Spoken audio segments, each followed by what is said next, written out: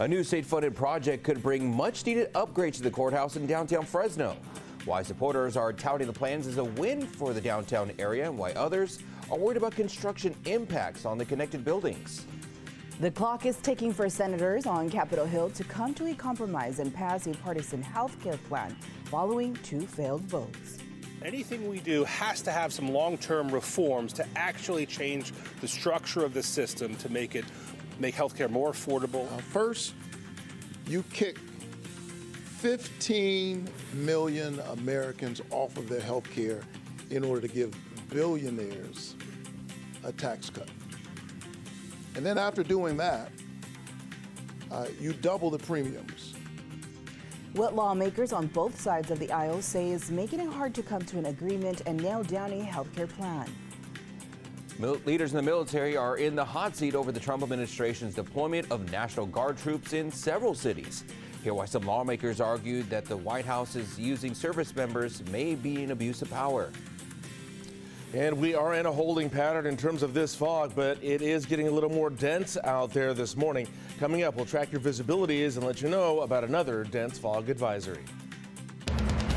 You're watching Fox 26, and now, great day.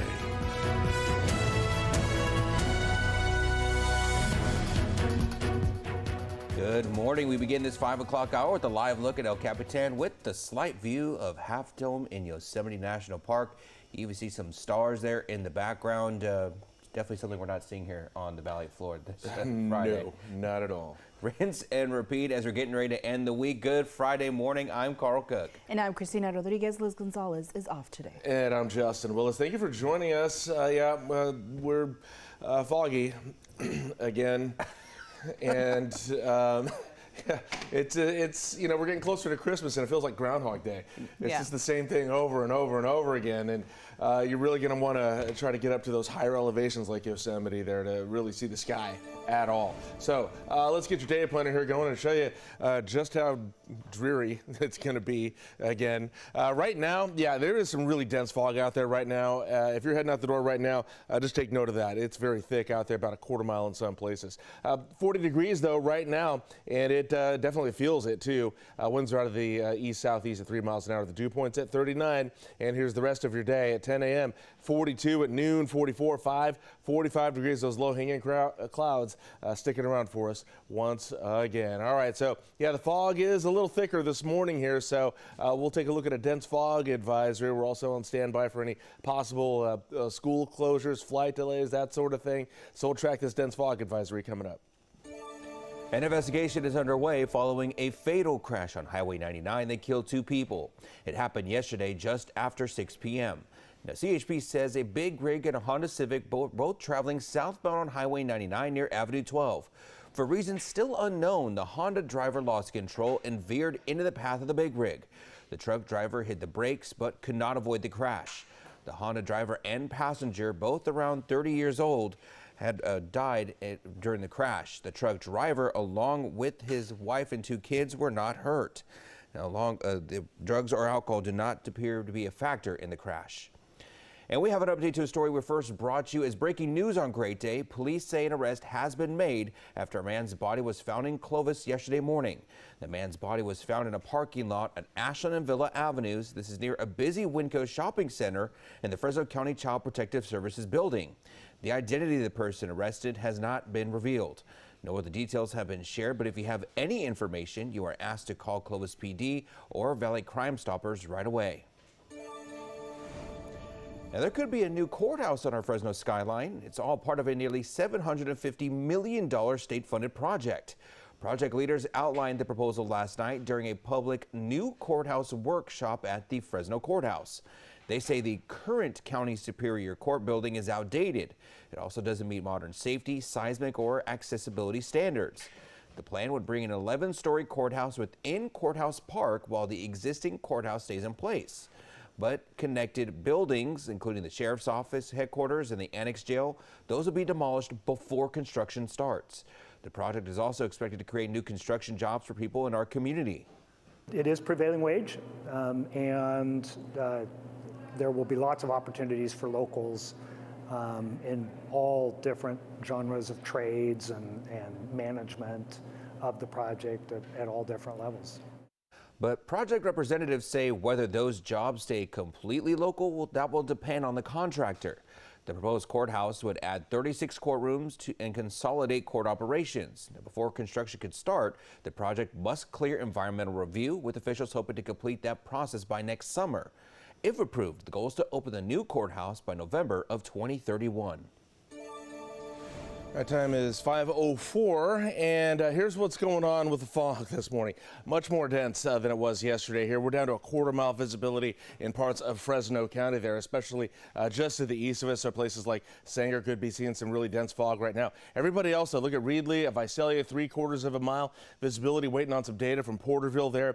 And then we're a 1.5 miles up in the North Valley, 2 miles out in Lemoore. Yeah, these low-hanging clouds have really dropped a little bit more for us this morning here. So we have a dense fog advisory in effect really for the valley here. It should fill in here with a dense fog advisory soon enough. But for right now, the National Weather Service has it relegated to the 1,000 foot to 2,500 foot level there along the west side of I-5, down as you're heading to the Grapevine, and then up in the Sierra Hills there. It's about a quarter-mile visibility in a lot of places. They're probably going to be very dense up there. So we're looking at this in effect now until tomorrow there. You know, they were doing this each morning with this dense fog advisory, issuing it each morning, but now it's like a set it and forget it, because we've got a serious holding pattern with this fog situation out there. So just these friendly reminders: slow down, drive safe, use those low beams, give yourself plenty of time and distance between you and the car in front of you. Okay, so we could have some changes on the way though. The holding pattern is here with this high pressure here, still diverting all of this tropical moisture up into the north, up into the Gulf of Alaska actually, and getting up into Canada there. But this ridge of high pressure is going to start to weaken here.